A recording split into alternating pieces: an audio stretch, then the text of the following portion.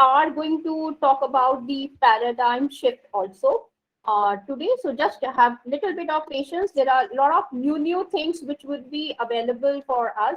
And to begin with, good evening to all of you. I welcome you all to the second day session, at least for this particular slot. And as I promised, it would be the discussion on Popper, Thomas Kuhn, and the kind of the things that they were discussing about the research and how to understand from their perspective is the motive behind this particular day of the session that we are going to take care. Yes, good evening to all of you also. Now, here with your approval from the entire participants, 35 of them and me 36, I'm recording the session also as being discussed earlier, side by side. Yesterday's and today's together, yesterday's 2 sessions and today 4 sessions are there. All the 6 videos would be shared with each one of you via the Google Drive directly. Now that's number 1. Number 2, again, maximum of you are here. It's a small request. If all of you can join up dot time, it becomes easier for me to share my knowledge. Otherwise, things happen that dot time, if we are not there, then whatever I want to deliver, it might be little bit less, and I don't want to do that kind of an injustice. I wanted to share the complete thing. Now, there are few things that I really wanted to share it before, rather than just going ahead and discussing about Popper, the 2 books that he has written. In fact, there are 3, in fact, 2 books of Popper and 2 books of Kuhn. However, I just shared only 1 book, and one has to understand, if you are having a beautiful vision that yes, we need to publish our papers in the Scopus journals at the international level, rather than just paying that amount of 15,000, 18,000 of rupees and everything, it's always better that make your paper quite rich with the vocabulary and the knowledge that you are taking care of it. Now, let me just share it, because in the morning I could not do that. And later on it was reminded to me that ma'am, you have forgotten to share it. So here we go, and I have kept those slides also ready, which I was taking care of it in the morning, and then I would be talking about these things also side by side. So this is the first one. However, don't get panicked that yes, why is she showcasing a slide, with so much of the things which have been written.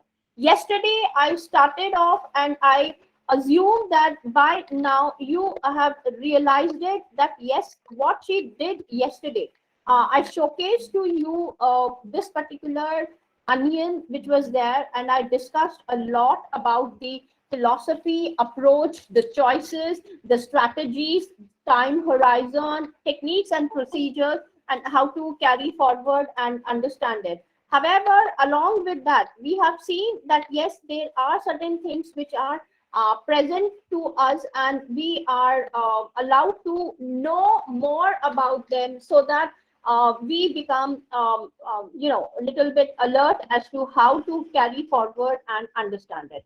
Now, I hope after understanding the various kinds of the timelines which I have discussed with each one of you, this was the first one that I started off, and this is just like a revision kind of a thing, what we have done yesterday with all of you. I started off with this, and I gave you a picture as to how we can start it off, and thanks to Kanika, who was present in the morning. In fact, she is the only one who asked me, ma'am, what exactly do you mean by mono method out here? And she raised that question, and there was a lot of discussion which went over with that also, side by side. And I told you that I'm not going to discuss about the quantitative out here. However, if you ask me about the mono method for the benefit of all, I'm just sharing it. It means that you have selected one a particular choice you have made, given the set of the methodologies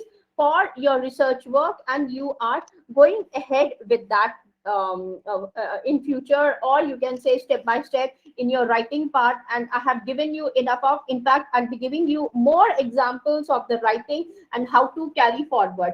Today in the night, along with another book by Kuhn, I would be sharing some of my articles which are published on the qualitative side, as I was giving you certain examples as to how I write, maybe the case studies you can say, or some of the qualitative papers which have been presented and I received the best award prizes for them. And you will see as to how to develop those kind of a things also. Mono here means exclusively. I have shared Saunders' book also, and if you whenever you get the time, this particular picture has been taken from that book only, and he discusses in length about these ones.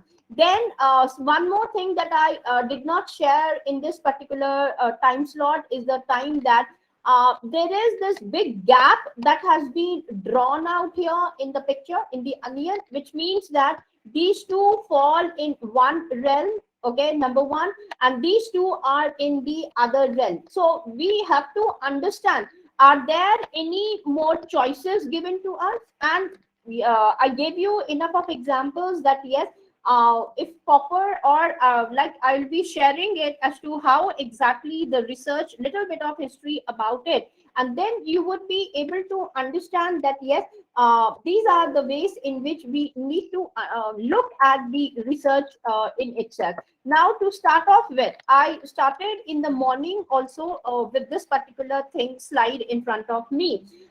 Research, if we look historically, and I should say that I was very keen to understand reason on one side, from the 4 years of the master's course that I have done from London University. From there, the kind of the history that was given to me, or the way it was taught to me on one side, and on the other side, what exactly happened in the Western countries also. So both the sides, the debates were there, and the training, or you can say we were taught or trained upon or mentored by our teachers from here or that side.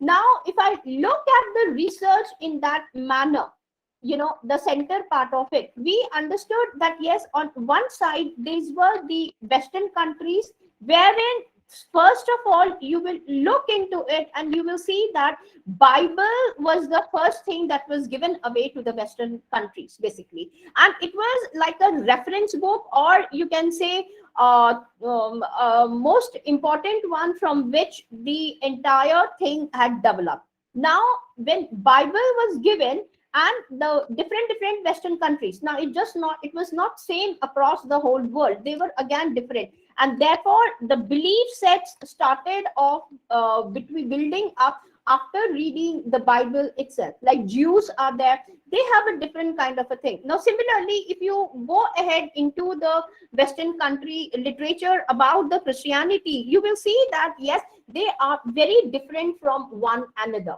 Okay, so here later on, I will show it to you. What exactly do I mean by belief sets? Now, in rough words or in a smaller perspective, I can say that depending upon your background. Now, for example, I'm not going ahead with the Bible now. I've come to myself. I'm a South Indian. Now, what kind of a South Indian am I? I'm not my father comes from Karnataka and my mother, she hails from from Andhra Pradesh. So I'm a mixture in that manner for both the cultures, in Kannadiga as well as, and that also from Udupi. My father belongs to that traditional or orthodox Brahmin family who belongs to the Udupi region, and where, a lot of things are taking care for Lord Krishna. Now, if you understand that kind of a sentiment, you will see that the culture where you are coming from, the Udupi region, is very different in one way. And if I come to my mother's side, then, again, she comes from a different Vedic, very strict, traditional, orthodox Vedic families now. Now, sometimes I see that, whenever when I am sitting in front of the South Indians, especially in Andhra Pradesh, they start off the discussions. Oh, you belong to this particular caste, okay? And then the discussions start off, immediately. Now, sometimes I wonder, do they really make any difference for us in this society? Being a researcher, again, you will have to understand. So, I come from that kind of a background. So my upbringing will be like that. Now, apart from being from this one, then born and brought up in Delhi. So I'm more of a Delhiite in that way rather than more of a South Indian. So one of my teachers, he asked me this question: what do you mean by that? That I'm more of a North Indian or more of a Delhiite rather than a South Indian. So, the belief systems that are constructed over there, you will understand it makes a lot and lot of differences. For example, I gave you the example of tea. The tea in India only, if you go and family to family, I wouldn't say even from city to city, there are differences. Even the manner the tea is prepared, from family to family, they're so different. Now, when I go to, let's say, to Ladakh, it's a different kind of a tea, which is prepared in a bamboo stick, actually. And if you look, it takes at least half an hour to 45 minutes for them to get me. And that also they add that yak butter to bring that taste. Now, I don't know how it looks like because I never tasted. I don't want. However, I was very passionate to see the method in which they are involved. Look at YouTube and you would be able to understand that. So that is their culture. So the cultural differences are there. Then your belief system, because of your educational background, it matters a lot for us to understand. Now, Popper in his book, the first one that I always liked his book is basically the conjectures and the refutations, and that book is an awesome book in which I really like it, and I keep reading it even now whenever I'm free. Reason, he really talks about, and my lecture today, which I'm going to give it to you, especially I'm calling it as a lecture rather than a session, is that you have to understand this, what Popper is talking about in reference to the research also side by side.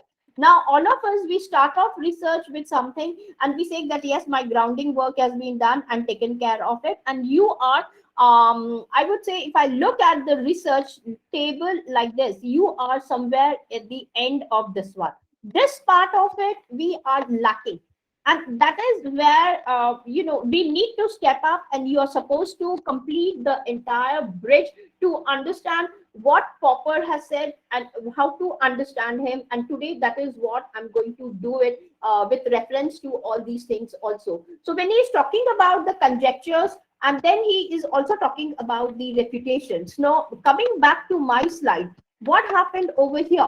Now, due to these belief systems that are there, you come up with, I'm not talking about anything as to what exactly is happening over this arrow. I'm saying that this belief with cultures, the backgrounds and everything leads you to the form of the knowledge. However, when we are talking about Bible and arriving at a particular knowledge is fine. However, we are not able to understand over here, get any kind of an information.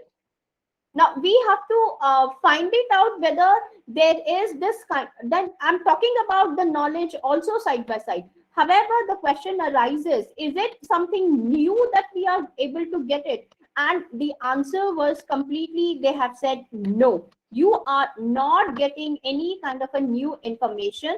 Now that turned out to be something like read the Bible, belief systems are there, knowledge is there, and that's all. So some kind of a vicious circle was taking place over there.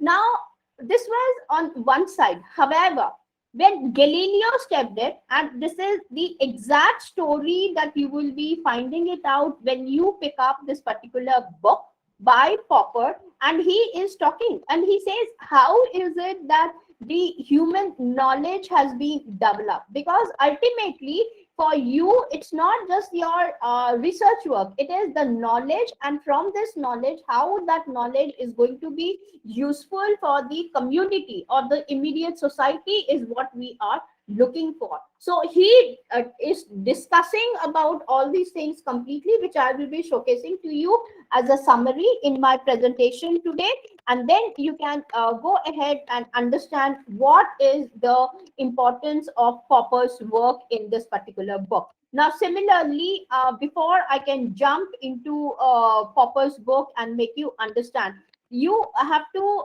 go ahead and know that yes, there has to be something what was in reality taking place in the history of the scientific knowledge, and try to somehow use that kind of a thing and jump into your research area. So this is roughly, I would say, what was happening in one side. I'm coming back to it later on.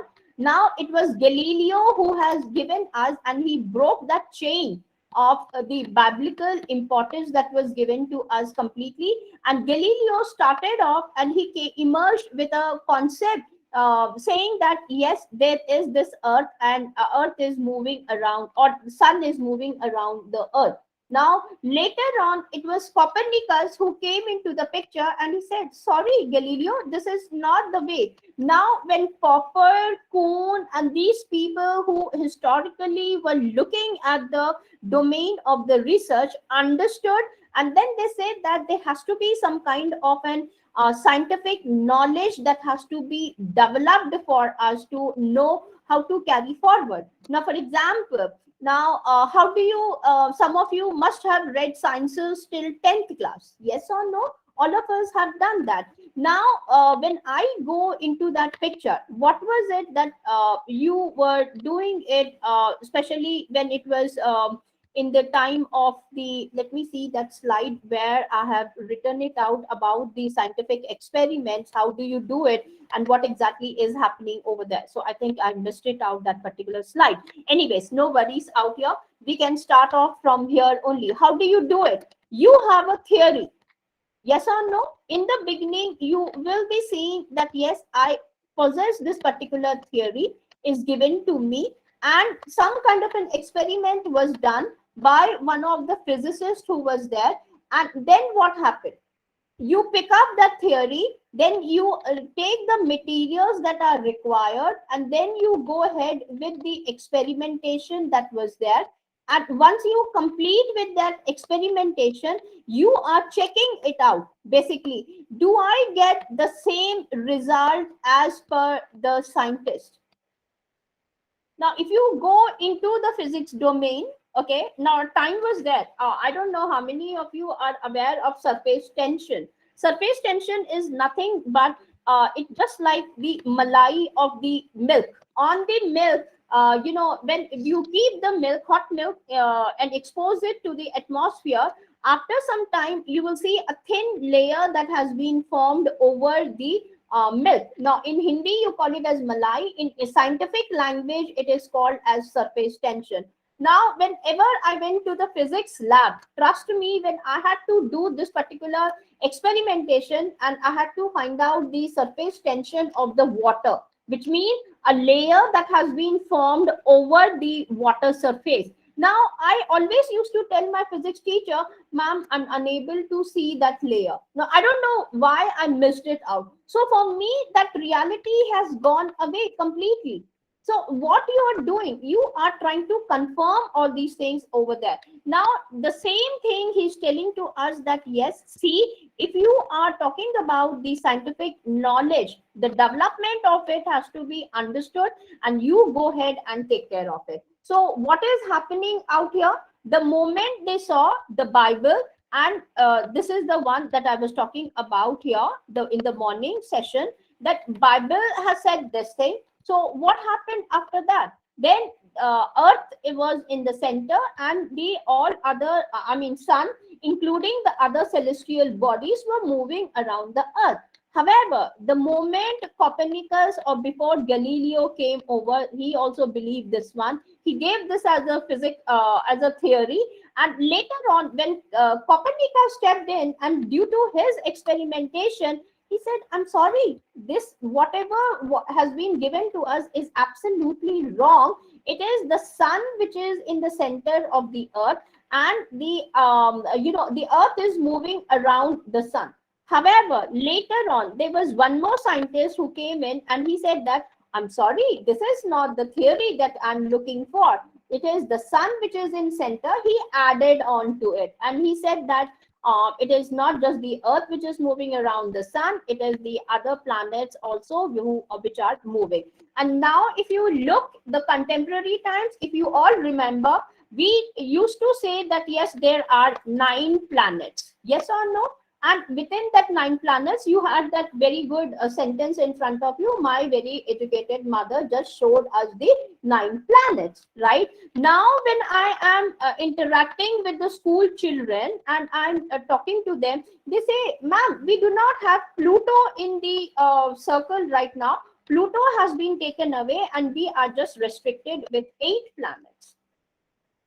Now, what is the reason that Pluto was taken away from here is another theory. So, are you looking at the way the things are taking place out here? What does that mean? It means that there is a theory. Either you are saying that this theory is wrong and you come up with a new theory that is present. So, it becomes a new form of knowledge for you. And that's how the knowledge is developing.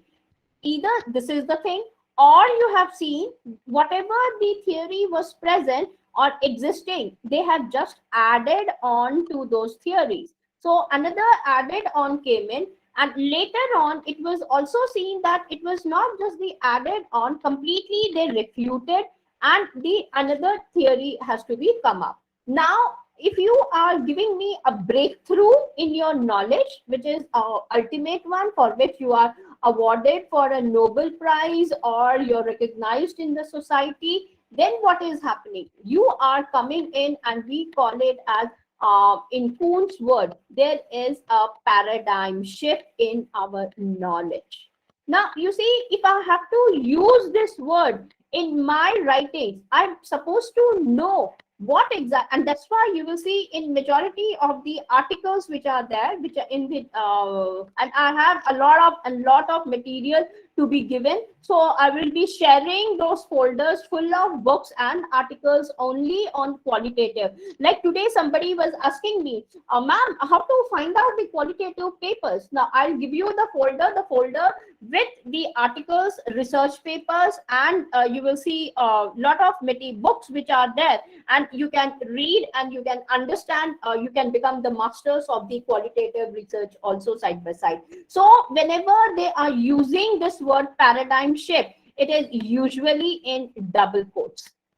Now, why the double quotes? Because this is the word which was given to us by Kuhn, and you will see today after my the session, the presentation of mine, how they have come across with these things also side by side. So I would say that in one way, because of the Bible and the development that was taking place in the world of the science and technology, the Western countries were able to come up with their own theories of knowledge, or the way we have to discuss about our own research on one side. And that's why I have drawn this line. And tomorrow when I'm going to discuss with you what is the continuum, because now you have understood what the research is and how many varieties of the researchers are there, how you can use them depends totally. Our duty is to give it to you. Creativity is, writing is all your domain basically. And now it was not just this one, there were a lot of words, a lot of things, because we are talking about the reality. Now that is one more object which there in my pipeline, and you will see out here that the scientific knowledge, which I have written it out here in shortcut out here, can be understood in terms of 8 forms. Now here I have given you only 7, and now I will be giving to you in the 8th form also, to understand how we are able to know that reality which is there in the world in front of us. First one, to be very honest, is the differences between the universals and particulars. Now I was also telling them in the morning. Unfortunately, I don't know how I missed it when the timeline I was discussing yesterday with all of you, that yes, there are 3 kinds. In fact, this is one that we have seen, and then here I discussed about 2 kinds of the timelines which are present. And in between I told you all that yes, there is something which is pertaining to the critical thinking.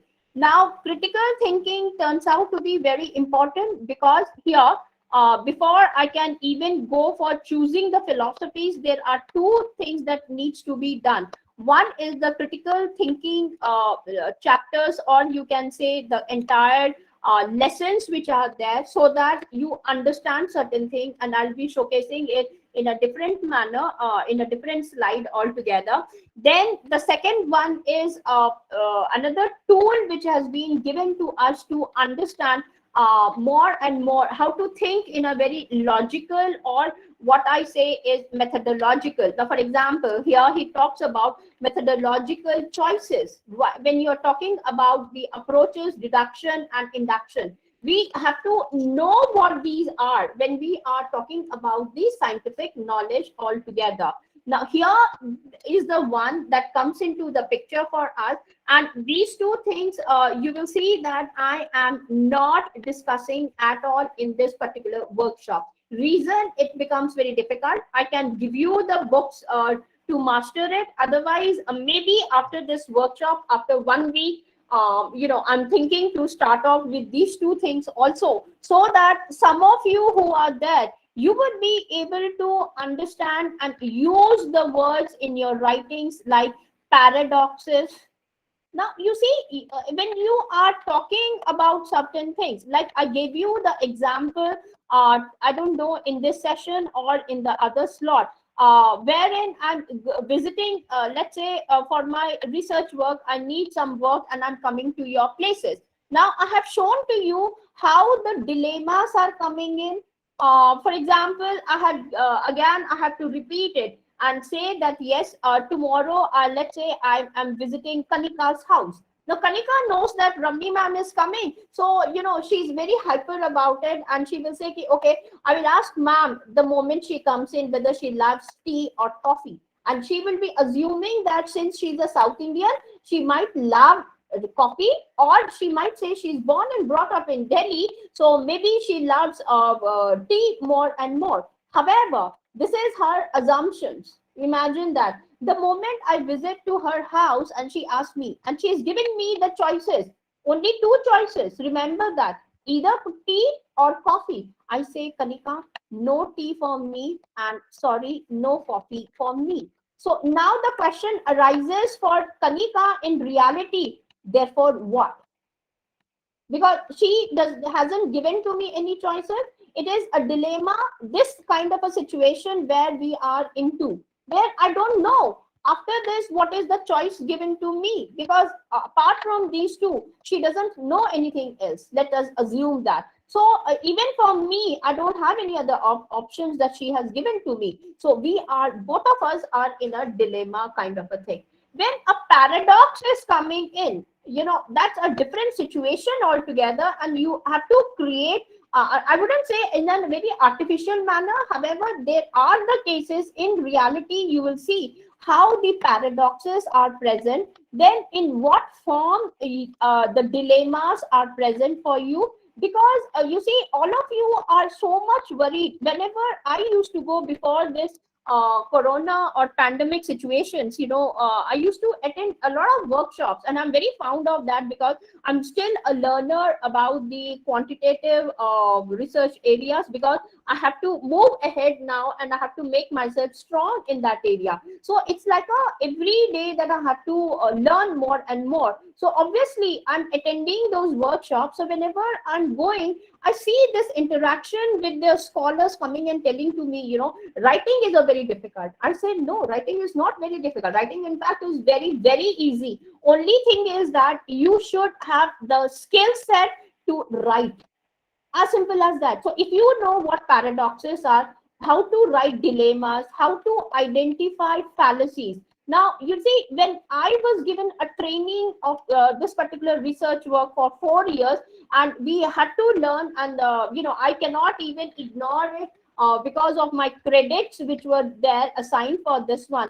Then we understood that yes, there are so many fallacies are there. So the moment I look into a particular paper, written by another writer, let's say, I can go ahead and find out, identify what are those fallacies. Similarly, I know how to construct the argument.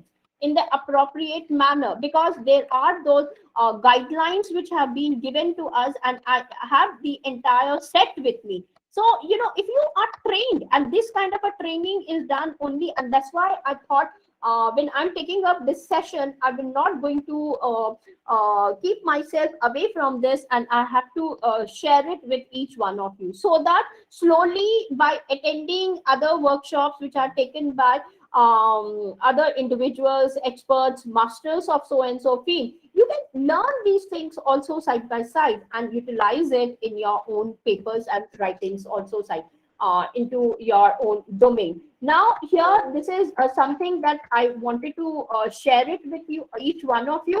Then apart from that, now given the kind of the studies that is taking place in the Western domain, especially with this one, on the opposite side, we were even trained for the traditional schools of research, which nobody discusses in the workshops. Let me tell you that.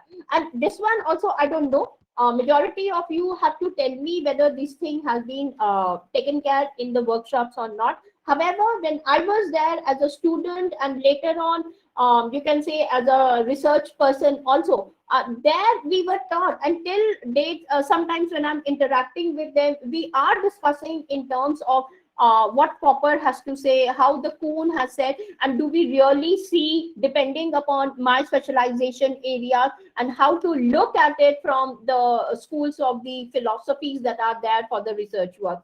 Now, if I come to the traditional schools, because being an Indian, it was very easy for me to understand about them. And here I have seen that in the traditional schools, we are discussing about the Eastern schools which are there as compared to the Western schools. So in Eastern schools, you will find it out that yes, it started off with the Vedas. Then we looked as to how the things were taking place during the Vedic era, I would say. Then came in Upanishads. What was happening over there? What was their technique of research over there? It's not that the new knowledge hasn't formed. A lot of knowledge was there out here also. So how was that being taken care of? So there are so many people across the globe who have been doing a lot of work on this one, and they were able to give us this kind of understanding. Similarly, now if you ask me, the research schools that you find it out, different ones are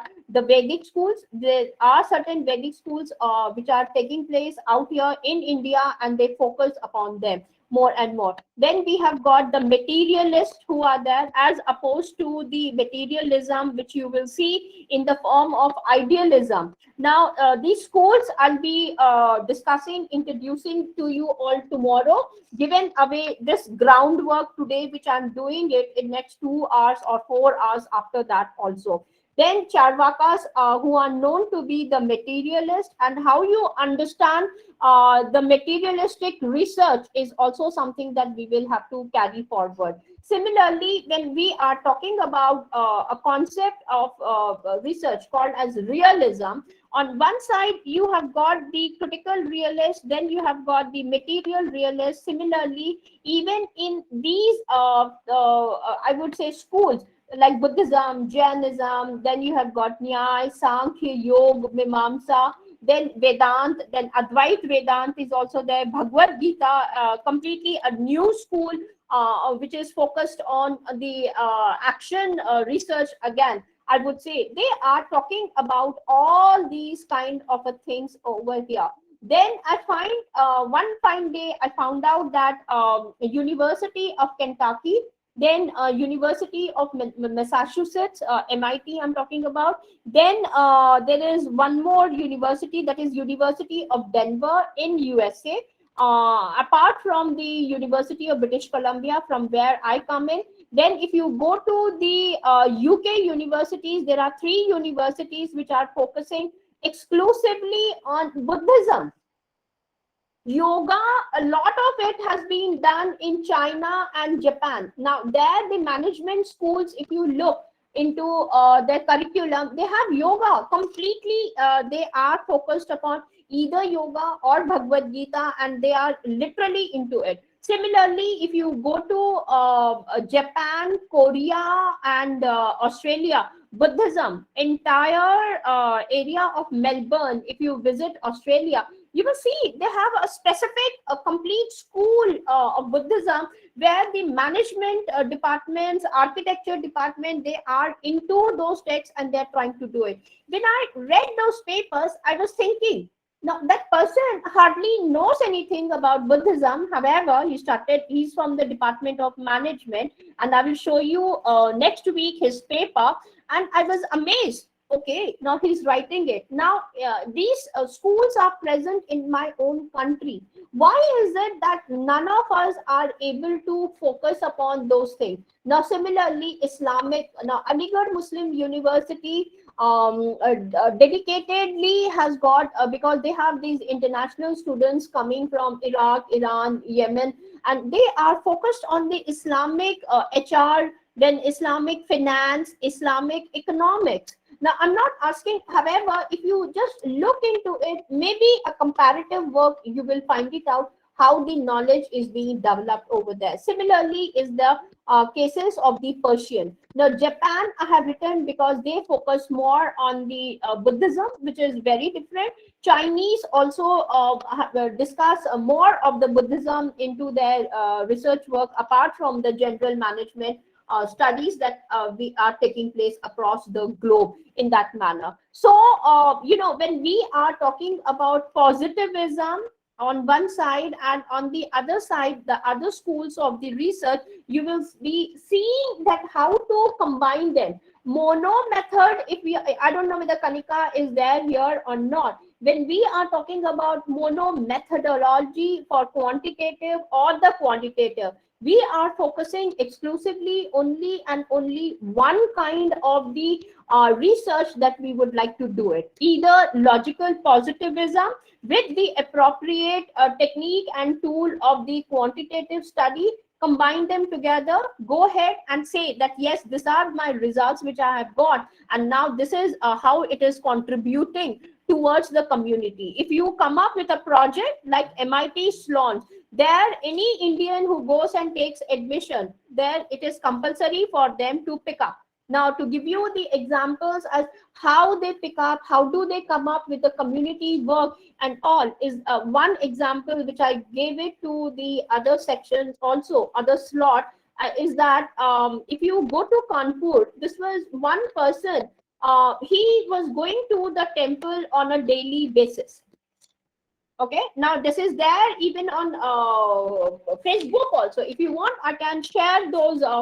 Some of you can just join my ID, then I can go ahead and give it to you those videos, or I'll give you the link today itself for 3-4 cases as to how the knowledge has been done, whereas we ourselves could not. Now he's from MIT, his brother, I think so. What happened is that every day, both of these brothers, they go to this particular temple.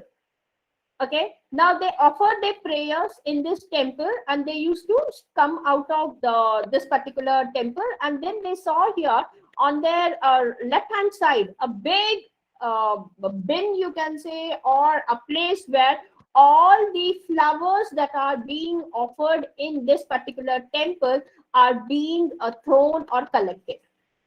Now, this person got an idea. He was chatting with the priest, and priest told him that, sorry, these flowers are useless for us, and they are absolutely fresh flowers. Like, you offer it. Now, once you have offered, they have to clean that area. So the flowers are dumped into this one. So this person, he started thinking, can I do something with these flowers which are there? And guess what he did? He recruited few employees for his company. He started off, it was his startup, and he was very proud about it. Why I'm sharing? Because I wrote a case study for him. And here what happened was that the flowers that were there, he used to bring to his company, and he hired again few of the ladies, which you can see in his video that has been placed up on Facebook also, and I think it is there even on YouTube also. Then after segregation of these flowers, like petals which were there, like गेंदा का हो गया, rose was there, jasmine, mogra जिसको कहते हैं वो हो गया, बेल पत्र हो गया, then tulsi हो गई, then you have guldabri, which is called as chrysanthemums in English. So all these flowers, marigold, chrysanthemum, hibiscus, rose, jasmine, tulsi, and you have got this bel patra, and what other, there is one more, I'm forgetting. Yes, the even the vegetables or the fruits which were offered. And if there was nobody, like in this temple, I don't know what, I never visited this particular temple, I had to see. In South India, okay, I'll talk about it later on. What did this person do? This person, after segregating, now he has started up with the green teas prepared from these petals or leaves which are there exclusively. Number one. Number two, because I drink a lot of green tea, so he started he sent me a box full of the green tea prepared from marigold, rose, jasmine, the other flowers also which were offered over there, and I really liked it. Second product of his company is agarbatti. And these agarbattis with the typical smell of those flowers, which are really, now you understood. Now MIT Sloan looks for these kind of activities which are being done in the society, and this is new and a contribution towards the society that that particular person has done through his PhD completely. So that the startup that he came up with. Now, there are other products which I'm not mentioning out here. However, it was taken up. Now, if you go to South India, the vegetables which are here, basically, they do not throw them or dump them in here. What do? They involve them in preparing the prasadam. Like you go to Orissa, Jagannath Puri, bhog is done out here, and that bhog is a unique style in which, and that is why Jagannath Puri prasad is very, very, go back, see the YouTube, and you will find it out how the Jagannath prasad is so beautiful, and whether they can do it. Now similarly, go to Tirupati and you will find it out what they are doing it. Similarly, go to Amritsar, the Dargah, Amritsar Dargah, I'm saying Amritsar Golden Temple. If you look, now when I start looking there, now what happened? As a student of management, I'm still a student, I call myself, because I'm still in that learning phase about all these things. First is this kind of a thing. Now coming from this as a temple product, I started looking at the other products of the temples. So, I came across that yes, there is a lot of knowledge which is being done, maybe in the form of the startups or the projects or the entrepreneurial work on one side, and on the other side, the other things are taking place. Now, you need to look, this is what we call it as contribution towards the community. Apart from this contributions, you will also see that a lot of people do that literature work, and you are theoretically, conceptually, or you can say with the help of the models, you are creating something new which is innovative, absolutely, and you are taking care of it. Now, why is it I'm telling you all these things is that because Popper comes up and tells that yes, when you are taking up your research work as a scientific knowledge, then there are certain things which are happening, which majority of us are not looking at it. Either you go ahead, like yesterday when I told you completely that yes, you can refute theory, existing theory, you can falsify, and today you will learn what exactly does he mean by saying a falsification on one side, or refutations on one side, doing a comparative work on one side, or you are trying to criticize it. So there are around 8 to 9 methodologies that he is giving to you to use it in your research work. Number one. Number two, Kuhn enters and he says that yes, if you can see that something is a breakthrough through your eyes, which you are able to visualize it, in when you see that missing link or a gap, then he says that that's a breakthrough, and that is what he calls it as the paradigm shift for us. So given these things, so what happens? This is taking place in the Western world, okay, and we will find it out in research. One important thing is that how close is your research to the reality. Now, when we talk about the reality out here, There are various schools which comes into the picture, and that's where your positivism, naturalism, then you can say idealism, rationalism, empiricalism, then interpretivism, you will see that so many schools are forming into the picture. And we have to see, is it so close to the reality, or we are very far off from the reality part of it? Then he says, if you are looking for this particular reality, Popper says that go ahead and look at these 8 scenarios which are there in front of you. First one is the differences between what he calls it as universals and particulars. Okay, or the special kind that we can say. So when I'm writing you, it means universals. I'll be explaining this thing, and to understand this thing completely, you have to be trained properly for your critical thinking on one side, and on the other side comes in the picture of logic. Now, why logic? Because you're talking about true and falsehood. Now, if we have to talk about the truth or the falsibility, then these things only come in when you are converting your statements, your sentences. Let me see if I have done somewhere. This one, yes, this is the one. He says, Popper, there are conjectures. Now, I have already shown to you that yes, after Bible, there were quite a lot of schools are present with your belief system. The schools are present, and we will see what these different schools are there. Then we have got those conjectures in front of us. These conjectures have been taken care of in 2 ways. One, with the help of the falsification. I have just noted down 3 here. However, there are 7 of them, which I'll be sharing it in my other slide, and I'll be showcasing to you. First and foremost is the what you call it as the falsification. Now, if I have to understand falsification, then first of all, you all know that whether it is a qualitative or a quantitative, you are going ahead with your survey in the form of the interviews. Now, when I say it's a quantitative or qualitative, in quantitative, you go for the hardcore survey process, whereas in the qualitative, maybe through field notes, and then comes your interviews, you are carrying in some way or the other way the survey process. The questions are there. Now, these questions you are forming. If Yasha remembers, Rasha, if you remember it very well, when you called me up and you told me, ma'am, my questions are in English. However, I'm interacting with these individuals at the NGO, these ladies, I'm talking to them in Hindi language. So do you think that I should prepare a questionnaire in Hindi language? And my answer was yes to you, because that's again your bilingual kind of a thing that was taking place. And I really liked it because she was very honest to find it out and to proceed further.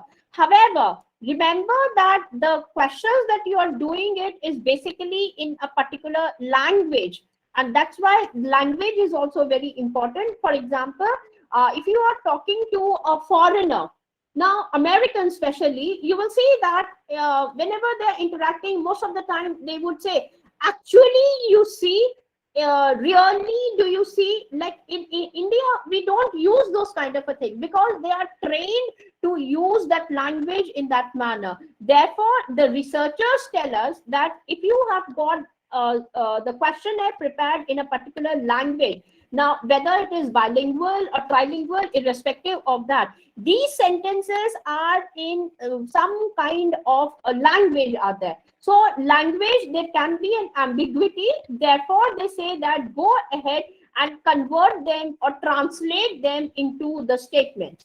Now, if you look, and that's why you will see in theses, pick up any of the theses, download it, and when you start reading the language that they are using, they will not use the word sentences. They are using the word, what you call it as the statement.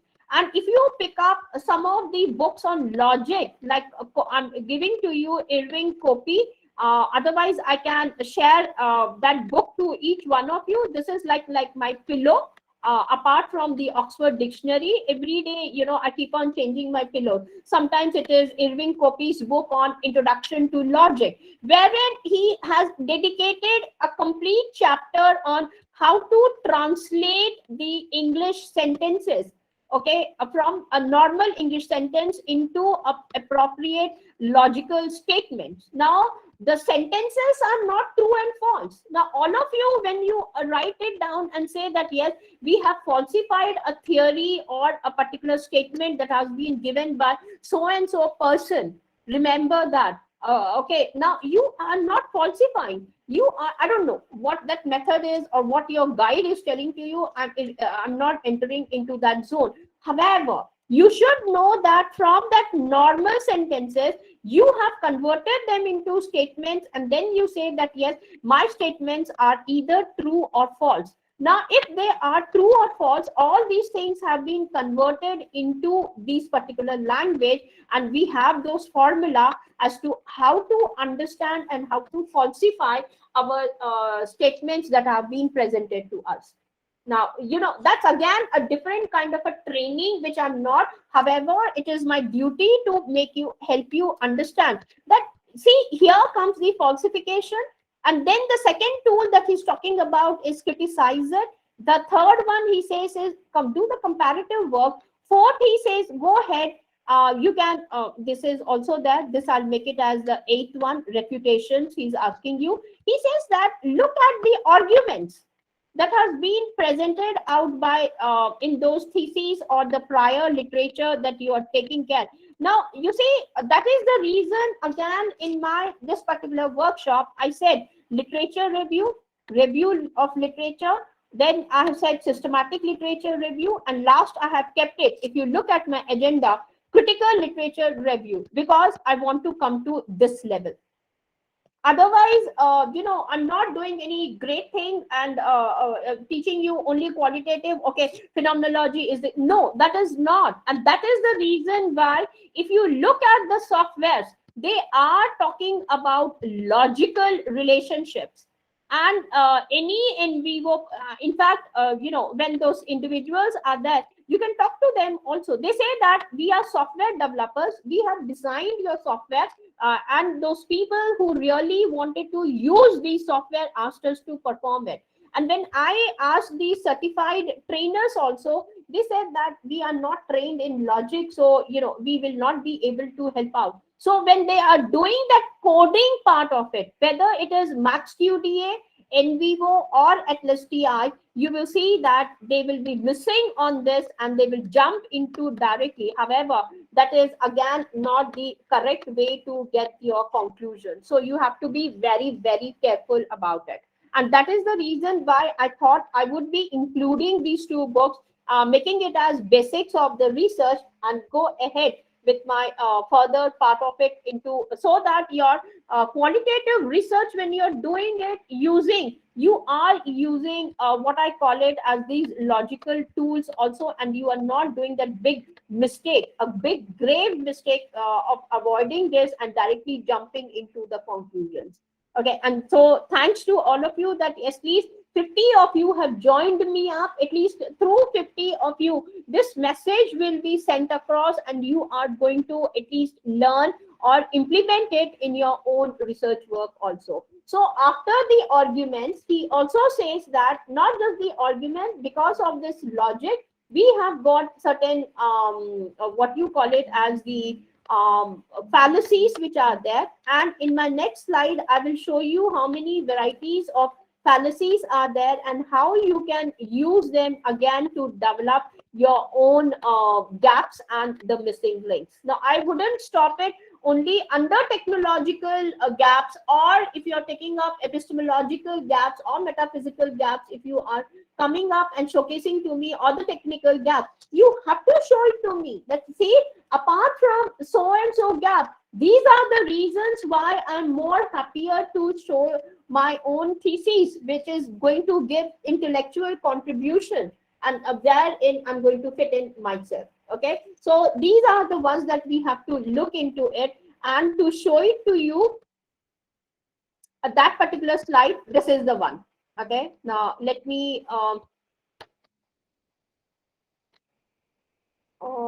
show you that particular slide. This is the one where, see, there are 65 varieties of paradoxes, About 10 cases of dilemmas are there. Then fallacies are around 116 varieties of fallacies. Refutations, which Popper is talking about, he just mentioned it. There are 200 varieties of the ways in which you can refute and you can come into yourself. Arguments, deduction has got 26 varieties of deduction. Induction are around 30 varieties of it. Now look into it. Then if I'm talking about the arguments out here, and it is in the form of the deduction and induction, for and against, dilemmas, here they are 8 in number. That comparisons you can do in 40 ways are there. So if you calculate all of these together, you will be able to understand how many ways are there for you to go ahead with your research. Now, every one that you are going to do it, I mean, any from this particular list that I'm presenting to you, each of them can turn out to be a very beautiful paper from India and getting them published. Now you understood, when I pick up the papers which are being published in my country and I look at it, I keep wondering. I'm not denying that they haven't done any kind of research. They have done awesome research.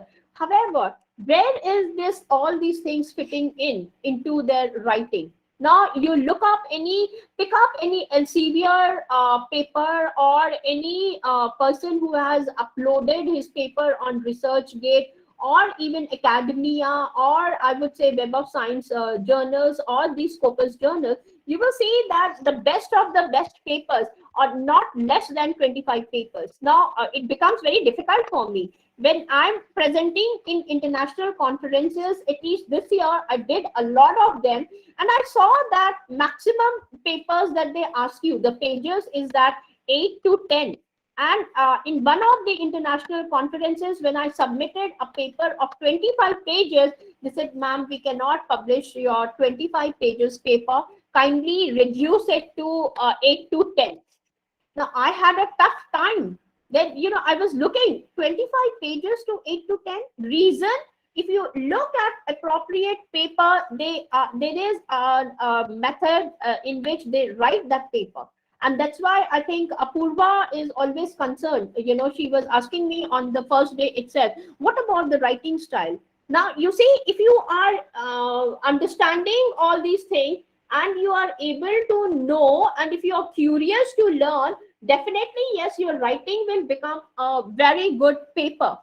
In that manner. Now, these were the examples that I was showcasing to them about various ways in which the dilemma can be. And first one is this one, tea or coffee, which I shared it with all of you.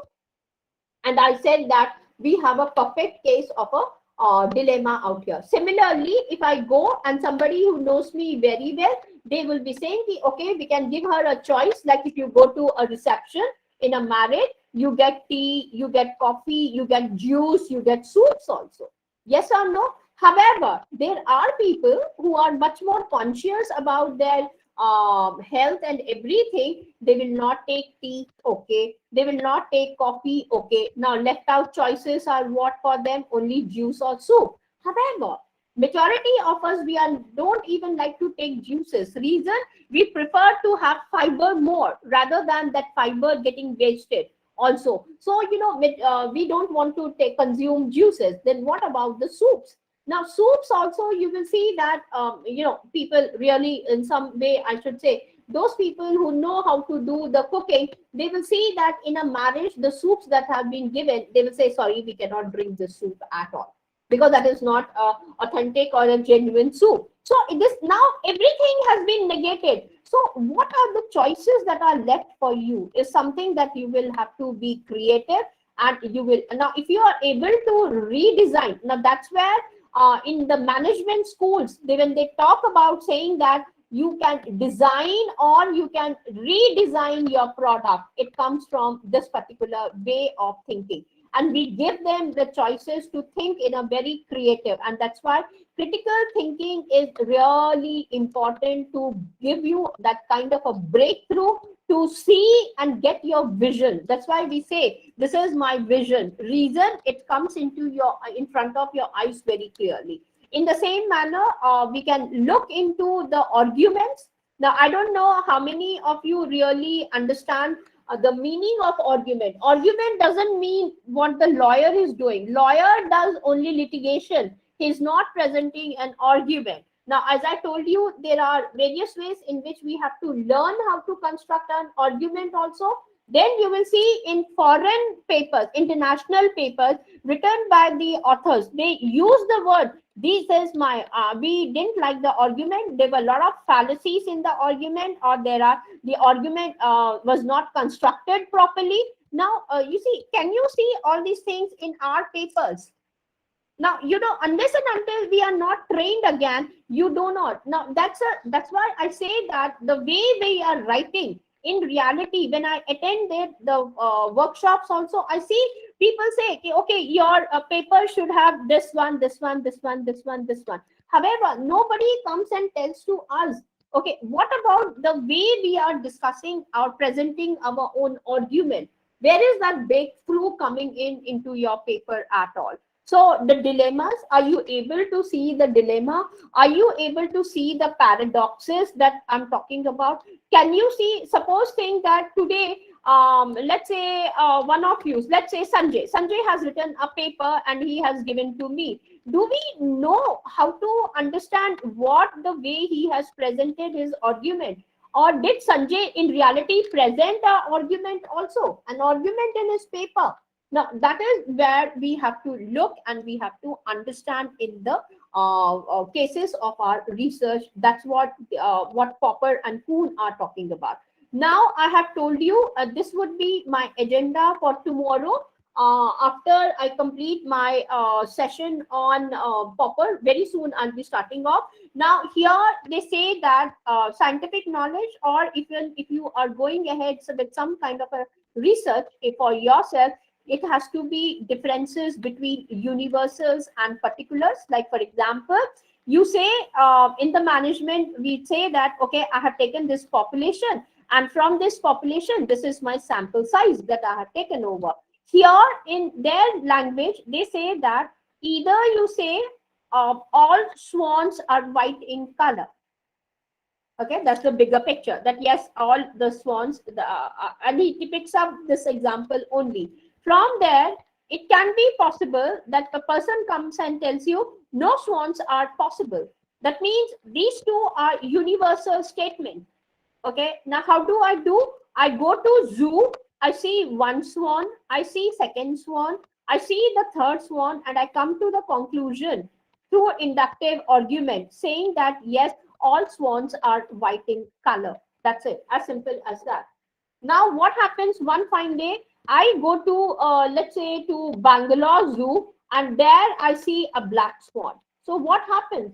Whatever I have said here has gone. So my statement changes. I'm using not a sentence now. I'm using a statement, and I'm saying that some swans are white in color. However, if I have to be a little bit strict on my language, and then I'll be saying that no, it is not just some swans are there. I have to include the black ones also. So I would come up to another statement wherein I would say some swans are not white in color. So we will have to understand the importance, and then come over to yours. You see, each one of these things that you're talking about is connected to your research. When you are talking about, let's say, positivism, tomorrow you will understand again immediately after this, when I'm going to talk about positivist school, you will understand why did they talk about this population and why they're talking about the sample size in reality. Why do they want you to do that? Whether you are, now let me tell you this thing, nobody has asked me this question, that is it that in qualitative also we have to go ahead with the sample size? And I'm seeing that in mixed methodology kind of a research of the qualitative part, yes, they are taking up the sample sizes and even doing the random sampling. Sampling is also done. And once if you are taking care of this, then, understanding your universals and particulars becomes very much important. And then you will see from this discussion why those schools have developed and from those schools you pick up one of the schools, so that your understanding of the population and the way you are going to create the sample size for your study is going to be there. Now ask yourself, how many of us really understand this in reality? We have done our PhDs, we have also taken the sample size and we have discussed. However, did you ever learn it in this manner? Is the question that arises for us. Similarly, the second technique is talking about a priori and a posteriori. Now, almost I see the discussions on a priori arguments, a priori, a posteriori argument, and then we talk about a priori variable, no, what antecedent and consequence. All those things we are talking about without even having a idea about what these things are actually.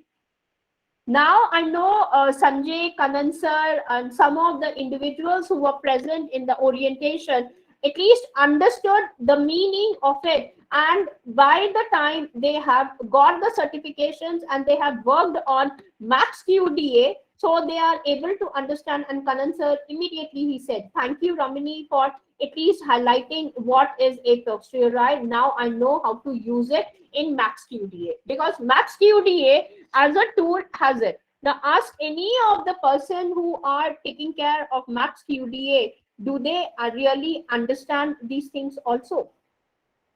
Is what we will be looking up later on. I'm not going to say anything out here. Next is about the differences between deduction and induction. I would be talking in depth about this thing. Next is something, because this is important for us, about noumena and phenomena, which was given to us by Kant in his book Critique of Pure Reason. Today, I would be sharing this book also, Critique of Pure Reason, and try to understand, what Kant has written. And Popper talks about Kant's Critique of Pure Reason in terms of noumena and phenomena, and then you will understand why this thing is important. Similarly, your experiences, when we are talking about the experiences, I'm talking about the consciousness, awareness, all those things also would be coming in. Then one basic differences is between subjective and objective.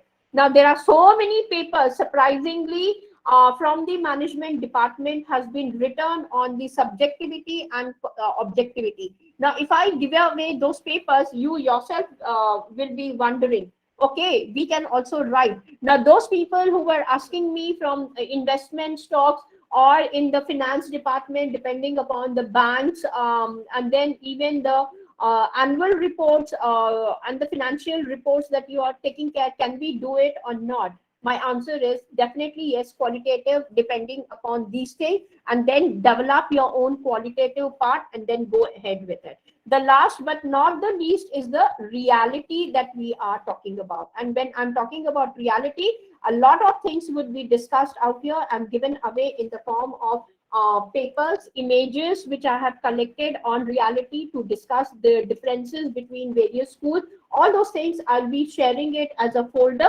Kindly do not just place them on your computers somewhere in the documents or in C drive or somewhere. Open up each of the book and start reading them. I'm not saying that you can read all of them. Even I have taken some time. So obviously, I would imagine that, yes, some of you at least are opening up those things also side by side. Now, let me go ahead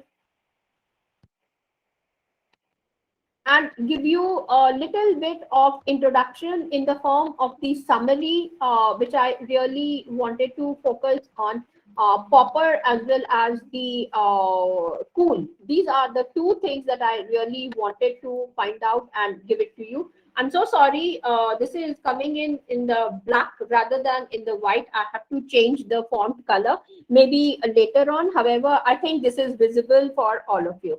Very quickly, I'm giving you in some of the slides as to understanding about Popper's theory and how exactly he is discussing about the scientific knowledge. Before I can go away for this one, I need to let you know something out here is that when we are talking about scientific theory, remember that knowledge in each one of you who are into the research, Now you will see that yes, each one of you would be telling to me that yes, mine is basically a scientific knowledge, because we call it as a scientific knowledge. Why? Reason is that for us it is a specific methodology that we have adopted, and that is what we are looking for. Just a minute, I'll just make it bold. Yes, now you can see this is the summary of Popper's book, and I'm not able to read the entire. However, I made a small thing so that it can be understood by each one of us. Karl Popper believed that scientific knowledge, that is the research that we are planning to do. Wherever he's talking about scientific knowledge, try to insert it with research and try to understand. He says that it is something which is provisional by nature, and we are able to do at that particular moment. So you see, if we Buddhist, okay, I'm not going to discuss anything about other people. Now, with the moment, Popper is known to refute the classical positivist account. Now, tomorrow I'll be explaining to you what exactly is the positivist. That's what I thought, first of all, that I won't do these ones actually today, and I will just go ahead and give it to you and discuss about the positivism and the schools together, and then come back to this. However, it's okay. We can discuss about it also side by side, and try to understand what he's talking about. Now, to be very honest, okay, let me do it in that way only. Go back and explain to you as to the continuum of the research area, and then we can come back to this. Now, let me make it up very clear. Whenever we are talking about research, try to remember that we are doing it in two ways. Okay, now what are two ways, and both of them are opposite to each other. Now I'm introducing the words out here.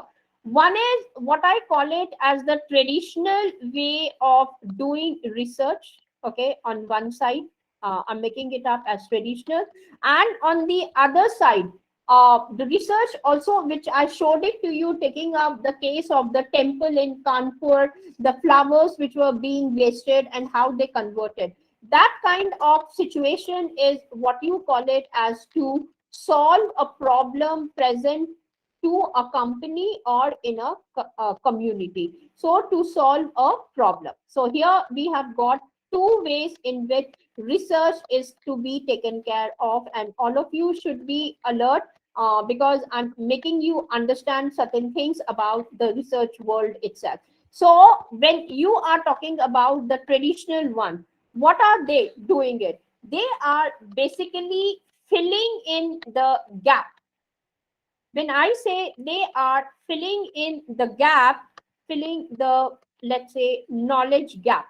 Now, when I talk about knowledge, at least I haven't given you the full information about knowledge. At least remember filling the knowledge gap out here.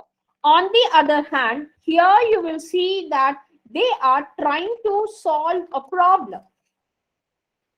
Okay, now how do you fill? Now the question arises, how do I fill the knowledge gap? Almost all of us are aware of it, that by reading books, because you are in the domain of the knowledge, by reading books, by journals, okay, and then you have got what you call it as the conference papers, and that's why I give a lot of importance to the conference papers plus the gray literature. Now once I go through the SLR, maybe day after tomorrow, that is systematic literature review, you will see that there is a lot of importance that you have to give to gray literature also. Now, to those people who do not know what gray literature is, and we do not have so much of time for interaction with each other, so I'm just explaining to you. For example, I have written few papers. Let's say me, Apurva has written, Kanika has written, Alka ma'am has written. Then we have got Suparna, then Asha, all of us. Now we send those papers. There are various ways in which you can go ahead and you can call your whatever you have written as a grade literature. And this is something that you should be doing it also side by side. And nobody helps you out in this manner also. You have written a paper, you have submitted to a, let's say, editor or a publisher, and he refuses to publish the paper, saying that it does not fit into my journal at this moment. So what is happening is that you say that okay, it does not fit. So what is happening, the person has not willing to publish your paper. So at that time, what you can do, you can go ahead and deposit your paper, because already you have given it away to the publisher, which means that without your knowledge they can make the changes and they can get their work published. Therefore, to be on a safer side, what you can do is go ahead and give it away to the repositories wherein are meant for the grey literature, and upload your paper. So you are on a safer zone, that yes, if not this publisher, you are able to give to the other publisher. However, nobody is going to rewrite it and make the changes which we all know how to do it, and your hard work has gone into the bucket of water in that manner.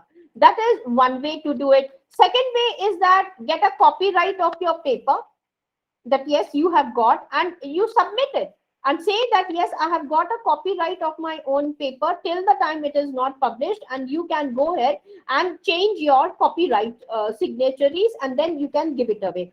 Third is that nowadays we have got so many repositories which I'll be sharing with each one of you, and you can upload it. And not just uploading it, you can write down in your CVs that yes, these are either your working papers, and that's why you have placed it in the repository, number one. Or you can say that I'm working on this paper, or you can present it out in future, maybe in a conference or a seminar, or if you are ready with the changes and everything, and you can give it when you're interacting with a publisher face to face, and tell him that yes, I have written this paper and this is the seriousness of your paper, and if he willing to do it, go ahead and give it. So going ahead with the gray literature and reading that paper is also necessary, because you are going to fill the knowledge gap which is present. Now these are the ones that you are doing it. Okay, fine, I have done this one, which usually most of us do it, or you call it as ROL or literature review, whatever it is. Then what happens, you go ahead and you say that yes, I have identified my gaps. Yes or no? Through the literature review or whatever you have done out here, you identify the missing links, or what you can call it as the gaps which are coming in, and you have you are happy that yes, I have done so much of the work. Now what happens after that? Now here, after identifying the gaps and everything, you are ready for your research work out here. You take up completely dedicate yourself, and then you say you publish a paper after this naturally, and then publishing the paper. And after this, you go ahead and after publishing the paper, you are sharing the knowledge to the intellectual domain. Now this is exactly is happening in the traditional schools of the knowledge, and then they go ahead with this one. So here in this case, the most important thing is that what your understanding of the prior literature out here. Most of the time what happens is that the scholars and the people who are into the literature, they are very happy with whatever the review of literature has said, and you don't want to visit any of the companies, you don't want to go ahead, meet any people or do anything out here. It is basically the only thing is that what the prior literature has said, you go ahead, you identify it, the gaps over there, you do the research by building up the survey and everything, and you are taking care. Now here I forgot to use the word that this is called as continuum of the research. or research continuum. So here I have drawn the line. In one case, you have seen what is happening and what are the various things are taking place out here. However, on the other side, if you come, what is happening on the other side? On the other side of the problem that you are identifying it in reality, so you go to the companies out here, you are making the visits either to the company, either you conduct the interviews, or you spend some time in a particular community to understand. Like for example, the person in Kanpur, he was living there and he saw, so it is his ethnographics work that helped him out to identify and to solve the problem, that yes, so much of the flowers are being wasted. So he wanted to understand from the waste management perspective, can I do something with these flowers? And he came up in a very innovative, and he designed his own product for his company. So he was successful in that manner, and he was able to take care about these things out here. The methodology out here is that what they turn out to be, what you call it as the consultants. Here these people are basically called as the academicians, because we all belong to academics, and for us what is more important is reading books, reading textbooks, journals, attending conferences, writing conference papers, giving importance to the great literature, identifying the gap, and trying to find out what kind of a question should I take it up, looking at the society, and then carrying up and taking care. Whereas in this kind of a thing, they are basically not academics, they are consultants. Now, as consultants, what they are doing, they are not interested to understand, or the industry folks, you can say. They are the basically the industry for individuals who are there, and they come up with rich experience. So what do? They don't read the books, no books for them. They are not interested to read the books, they are not interested to read the journals. For them, the reality is what actually is taking place, and they want to find it out. Now, once they have found out, they will either publish 2 to 3 papers at the most, and then they will be publishing either 1 or 2 books, and they are very happy throughout their life that yes, we have done out here. Now, they don't want to understand what happened, what was the prior knowledge. They say we are not interested to know what happened in the past. They are just interested to know what is happening right now, and or what is going to take place for the future. So the continuum which is being built up out here, somehow this person is in a different track altogether, this person is already in a different track together. Now you are able to see the differences which are coming in both the side of the thing. So what do? How should I understand the reality? So understanding the reality comes in from various ways. So what do? They say, okay, let me find it out what exactly is taking place for me. And that is where my research is going to help me out to understand what I call it as the reality. I'm making it up in bold letters. I want to see how close is I am towards the reality out here. So here, when they are talking about traditional researchers would say there is exactly one reality. Okay, so there is just one reality, and if we are able to find out that particular reality, we are very happy, we are very satisfied, we don't want to do anything. Once the reality has been confirmed, that's it, as simple as that. I'm not interested into anything else. These people who are talking about single reality, they are called as positivists. Remember this thing very clearly. These people do not talk about anything else. They say research, whatever has been given to us by the prior literature or books or whatever, we are arriving at a single reality. As simple as that. These people will be called as positivist because they are talking about single reality. Now, this is something which I have introduced right now. What exactly do we mean by positivism? However, The question now arises, what kind of positivist we are. Now, if I have to go into it, this I will be discussing that there are 7 varieties of the positivist that are existing for us, and we need to understand to find it out which kind of research or what kind of positivism do we have to take it up in order to arrive at the single reality. So on top of the list, we have got logical at positivist, then we have got basically calling as atomist positivist are there. Then there are other varieties which I will be discussing depending upon the thinker who came up with this positivist school. Now depending upon that, opposite to that, in we have got another school which falls out here. It is called as interpretivism. Why interpretivism? Because here everything that is taking place, remember, is in the language. Now when interpretivism, yes, I'm sorry, I missed out with I. So here I'm writing it down. This is interpretivist school. Why interpretivism? Because it is interpreting what? It is interpreting the language. Now for example, these people, they say that we are trying to solve your problem.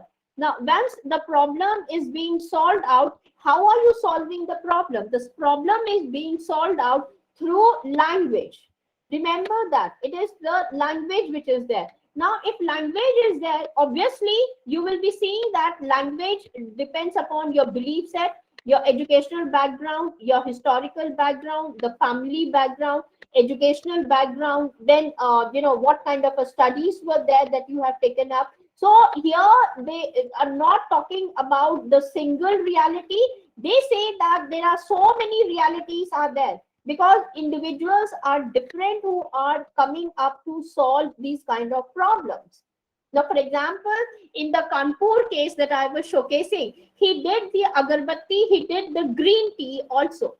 Now, maybe another person can come up later on and he would say, oh, these are such a simple products. Let me go ahead and prepare rather than ether. I will go ahead with the perfumes. So maybe tomorrow in the market, you might come up and see Guldabri ka perfume, or it can be marigold or hibiscus perfume. You never know how the things are going to be coming up in the market. Market is always uncertain because of these things. So interpretivist will be telling to you that because I'm talking in the language, I'm interpreting it.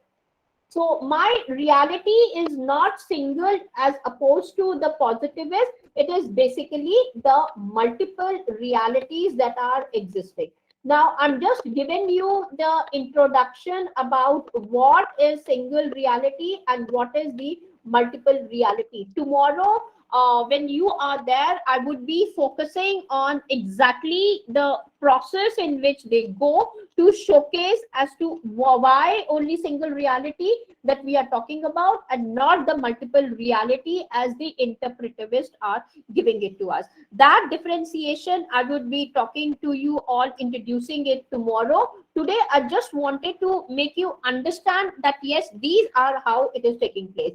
And to go further, wherever the single reality and positivism is there and the knowledge gaps are present, remember you are going in exclusively for a quantitative study. Okay, quantitative study or research. Let me quantitative research.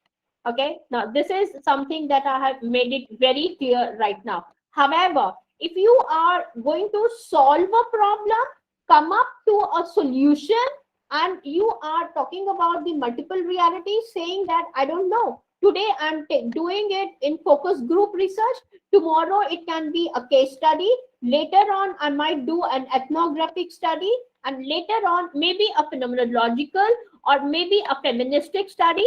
There would be multiple realities for me. Okay, so here this particular school will be opposite to quantitative. And what is opposite to quantitative study? Yes, all of you are aware of it. It is nothing but the qualitative study for me. So now you have understood that it is not qualitative, yes, qualitative research. Now, these are the two opposing schools which are there. Now, to fill in the gap, the mixed methodology says, why should we have a separate continuum? We have to be in the continuum. Reality is one. Why is there that only single reality and the multiple reality? Let us go ahead and combine these two together, and they come up with the mixed methodology. And that's why I said it's not just like that you can come up and say, okay, I'm very happy right now. I'm I have got the lot of contacts in a company, so let me go ahead and do a focus group or ethnographic or phenomenological study, and I'm very happy with this. No, that is not the way. The way is that you have to understand, okay, as a positivist, and tomorrow when I'll be introducing to you those 7 to 10 varieties, now I'm little bit skeptical about, should I give it away all the 10 schools to you so that you can understand it. Then comes in between these two another reality which you call it as basically what you call it as the critical realism. Now that is where we will have to focus and find it out, that yes, on one side is the positivist school, on the other side is the interpretive school that I had got. Critical realism, you will find it out, would be fitting in talking about certain things, and we will see tomorrow what the critical realists have to tell us, basically what is the picture for them. At least now you have understood that yes, research is there. The basic motive for doing research is to identify that kind of a reality that is existing in the world for me. Now, if I have to understand this reality, the continuum of the research has shown to us that yes, one is doing it in a very traditional manner and the other one is doing it to solve a problem. Now, can these two people shake their hands, get married to each other? Yes, definitely yes.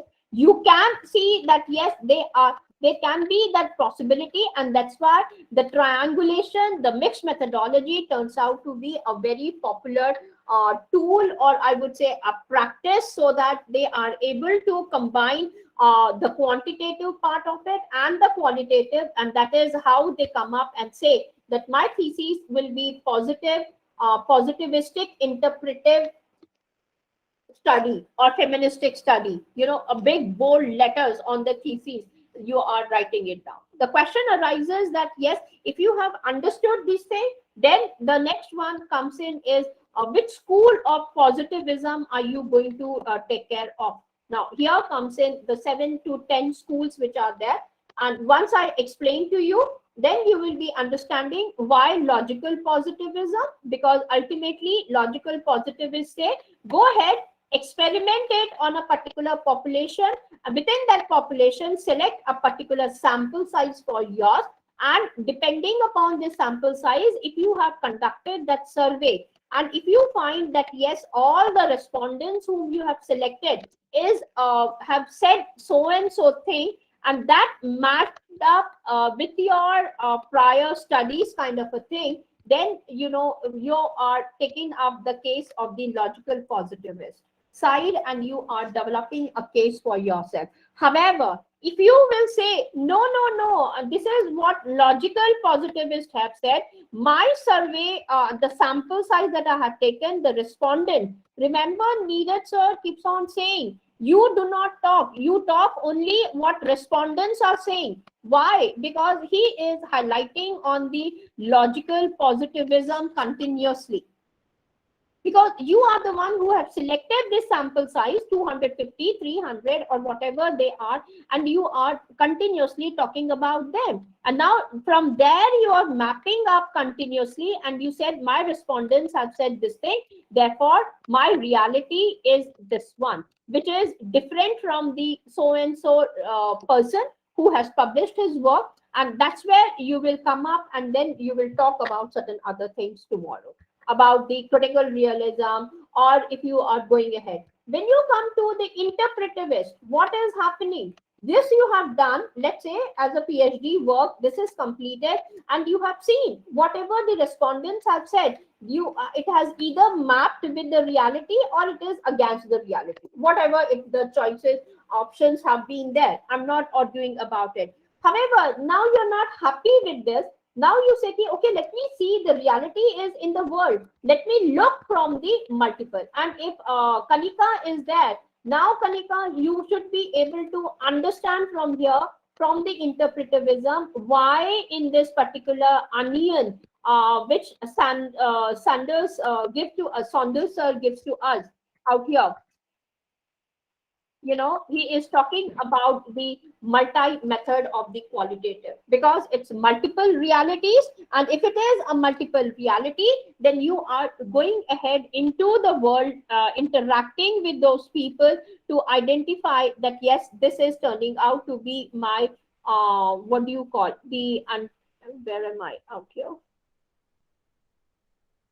Yes, then the reality is coming out in this manner for me. So we can understand as to what exactly is happening out here, and in what manner the things were taking place, and the entire result what was happening. Now to come to give you, I'll be sharing this particular PPT with all of you after making few changes. And here I have given to you why coming up with those 7 or 8 methods which I was talking about, which I'll be sharing it with you, giving importance and what exactly does Popper mean by all these things when he is introducing to them tomorrow. Again, I will be highlighting it to all of you so you are able to understand, and then we can proceed further and come up to it and say that yes, I belong to this particular school, or I need to go ahead and do this particular kind of research work for myself, basically. So I think this is where I would like to end up right now, my session. And to give away little bit more, I wanted to complete with Popper and Kuhn, and unfortunately I could not. Here he talks about the various ways. And tomorrow, after explaining to that, maybe I can go ahead, and now you will be able to understand why Popper wanted to refute the classical positivist account of the scientific method, and then come up with replacing induction with the falsification principle. Now, what exactly is the falsification principle? This is the one that I have highlighted out here. Let us go ahead and read this one at least. Falsification principle proposed by Karl Popper. What does that mean? Is a way of demarcating sciences from non-sciences. Now, what does that mean? I'm doing my study out here. Okay, this is the proper scientific way, or the other way is the non-sciences method. Okay, it suggests that for a theory to be considered scientific, it must be able to be tested. So where is he falling out? He is falling onto the quantitative part, that yes, go ahead and test it and conceivably proven false. Now how would you prove that something is to be false? Now you see, all of you, what you are doing it is that you survey, create a questionnaire, the sentences are there, then you go ahead, take the answers from the respondents, come back, you do the analysis, and then say this is what has happened, and you come to the conclusion. However, the question is, did you try it out anywhere, changing those sentences into the statement, finding it out whether those statements or the sentences which you have translated into the sentences, statements, are either true or false, and then carry forward in understanding the falsification. This was something that you could not do it.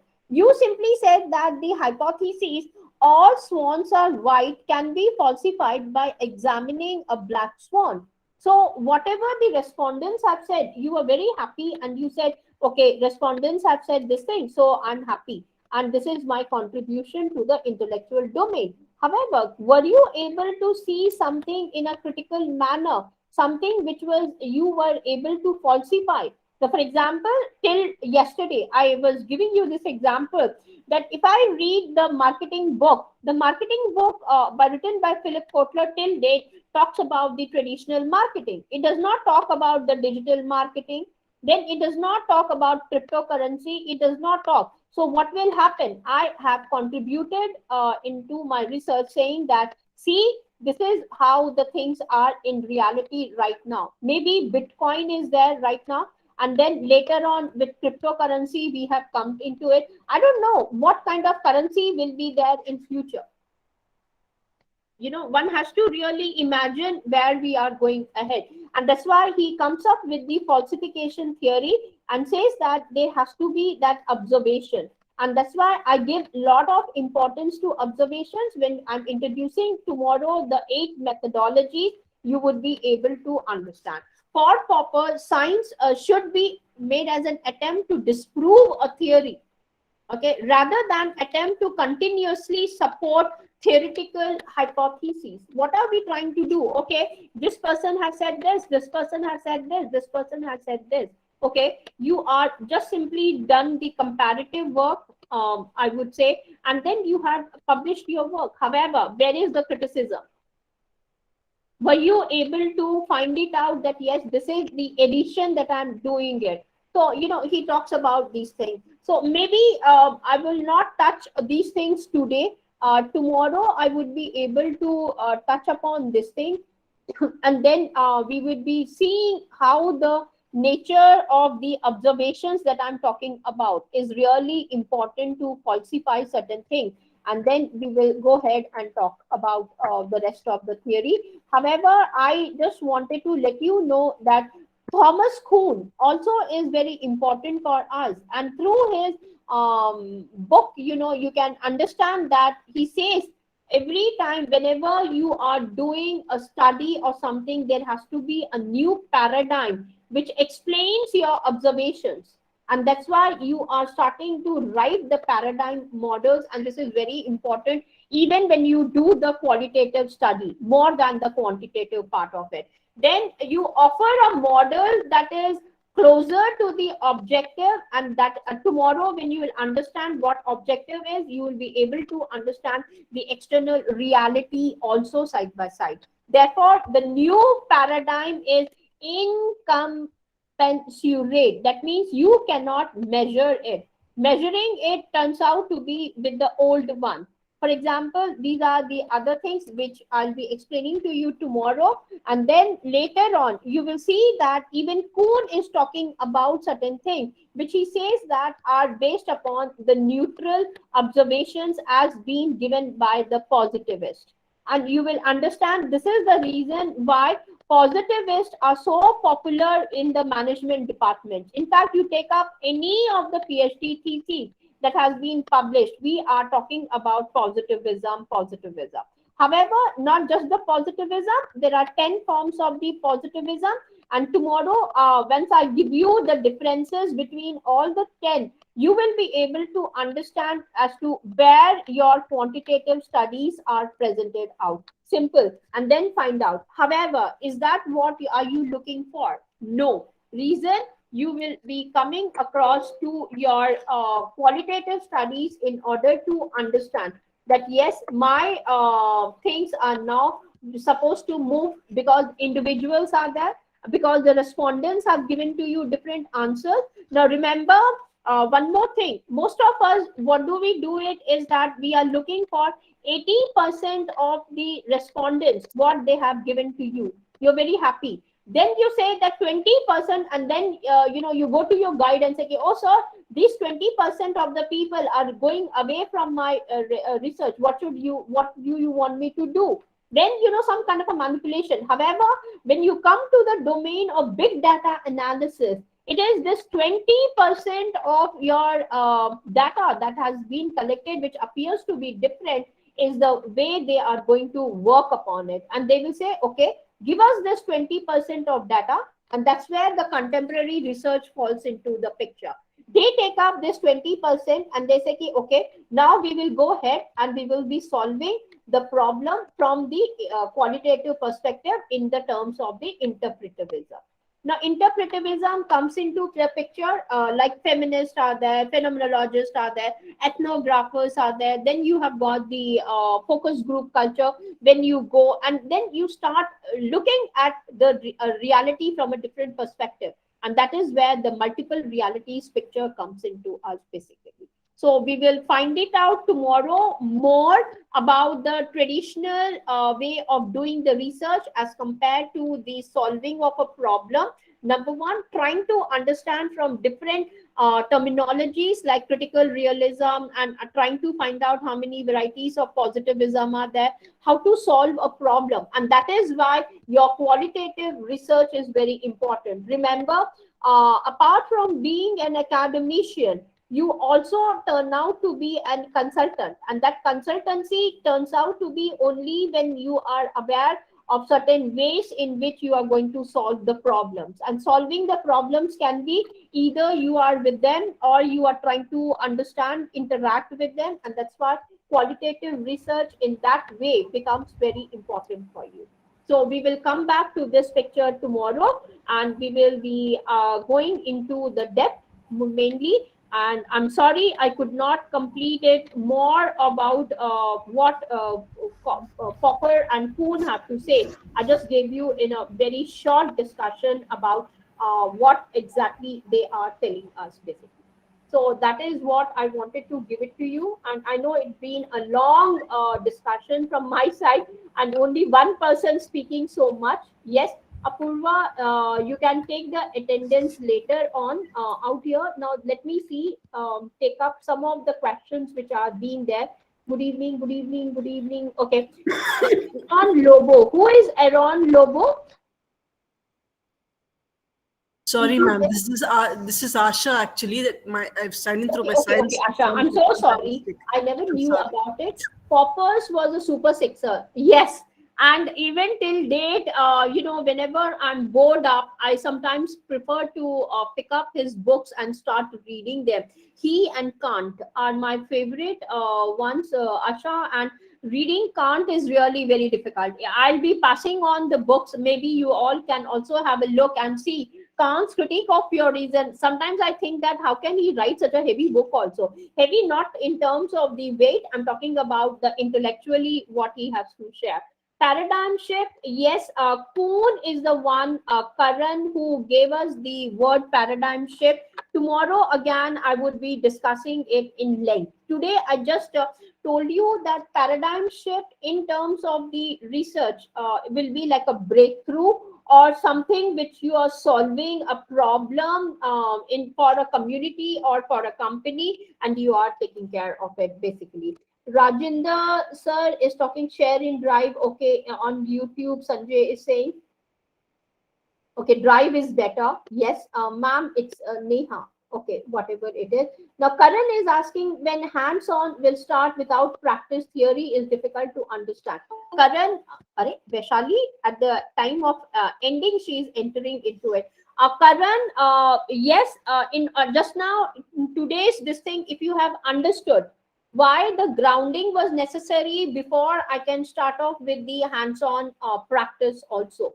Now, if you have understood today about certain things, that's what I told you. Yes, maybe yesterday or day before yesterday when I started off. This week, I will not be touching any of the hands-on practice. Basically, it would be like tomorrow. Maybe I might give you the introduction to the kind of the. I have already taken some of the, I should say, the PDFs and everything for the different softwares that I'm going to discuss and to show it to you. Maybe I can give it to you tomorrow, a little bit of introduction about the softwares that we are going to take. However, without doing it, I will not. What is this name and area?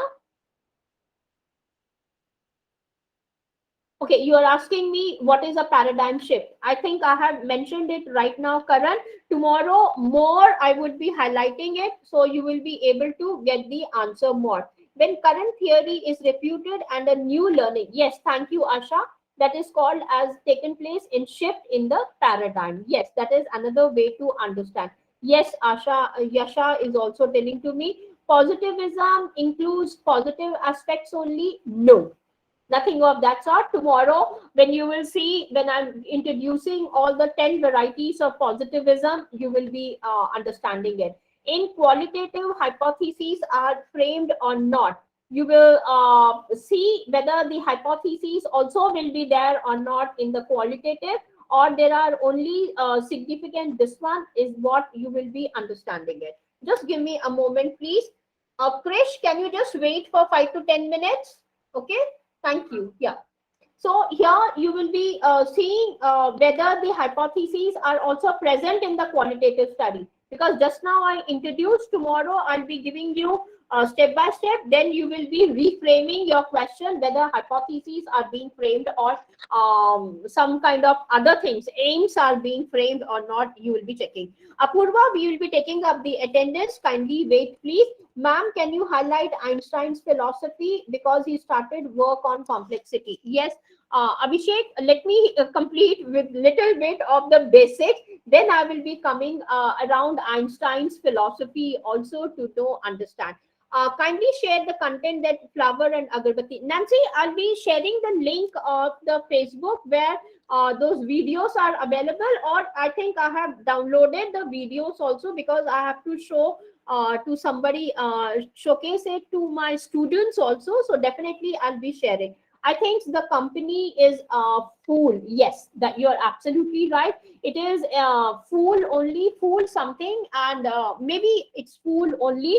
It's in Kanpur based company. I'll be giving it to you. Area of that tea example you gave, that video. What videos? Okay, Karan, you're asking about the Japanese and Korean tea. Okay, I can share it. Ma'am, I hope the hypothesis portion will be more clear when we will get to see the qualitative research papers, right? Apurva, tomorrow only it will be correct, and you will see that hypothesis, the word that we have got, it is used basically for the quantitative studies. When you come to the qualitative, we talk more about the aims, research questions, and research, you can say significant aims and all. I'll be showcasing to you all those things also. Kindly wait till tomorrow, both you and Karan. I would be taking. Now here, I'm just writing the attendance. 35, 4 people have left. I don't know why. Now here goes, it is, now I have written attendance. Kindly give your attendance one after. Thank you, Yasha. Please go Oh, ahead yeah, and take care of it, this one. sure. I request everyone no further messages except attendance now. Thank you so much, ma'am, for today's session. Yes. I think, Yasha, at least you know you have understood what exactly is your positivism. Tomorrow you will be understanding more about logical positivism and the rest of the positivist schools also, along with the critical realism part of it. I will be looking forward to that, ma'am.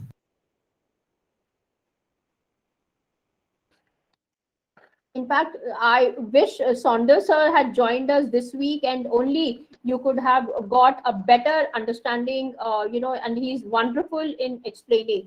Anyway, that's it. Jagmohan Singh, he's the last one. Vidushi, anybody else who's left out here? Only 22 have written their names till now. Oh, Oh, I 22. think 23rd is me. Oh, sorry. Okay, just enter it. Purnima 23, also. Now 24. people are leaving the session. So, okay, they 24. have written their things. That's why slowly they are moving out of the thing. Anyway, thanks a lot for all of you. And again, we will meet tomorrow. Nancy, thank you. Anybody else who have missed out, kindly write your names. 25. Now done, ma'am, because 26th is you. So now Okay. done. Fine. Chalo. Yeah, This thank is you. taken care of. So I'll catch you all again if some of you are planning to join up. In fact, I don't want to take the 10:30 session because I think only two of them are present. Let me see if I can take it over. Otherwise, again, I'll have to schedule it for tomorrow. Whatever it is, we will be checking out in that manner. And anyway, thanks a lot. And I will catch you up again tomorrow at the same time around 8 o'clock in the evening. Thank you for attending. Take care. Bye. Thank Thank you, you. ma'am. Thank